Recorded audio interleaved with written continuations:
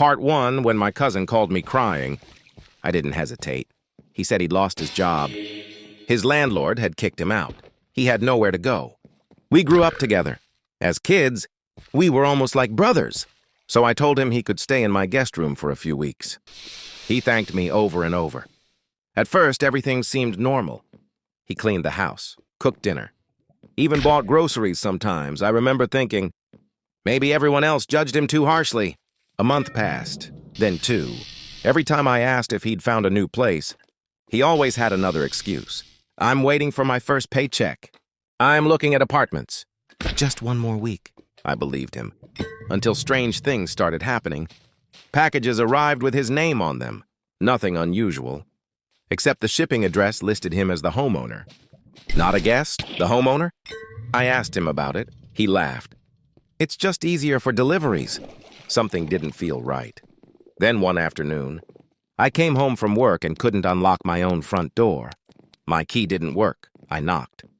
My cousin opened the door. He smiled, then said something I'll never forget. You should have called before coming home.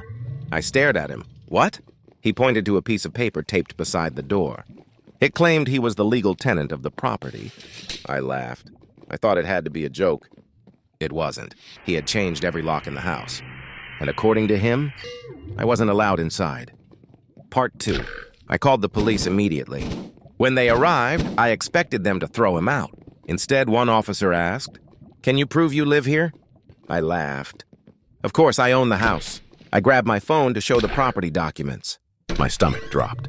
Every file was gone. The folder where I kept copies had been deleted from my cloud storage. Luckily, I still had the originals in a safe deposit box. But I didn't have them with me. My cousin stood there looking completely calm. He handed the officers a stack of papers. A lease agreement, utility bills, even mail addressed to him. Everything made it look like he had lived there for years. The police couldn't remove him without a court order. So I had to leave. My own house. That night I slept in a cheap motel. I barely slept at all. The next morning I called a lawyer. After hearing the story, he said something that gave me hope. Fake documents always leave a trail. For the next 2 weeks, we gathered every piece of evidence we could find. Security camera footage from nearby houses. Bank records proving I had paid every mortgage payment. Old photos of me living there years before he moved in.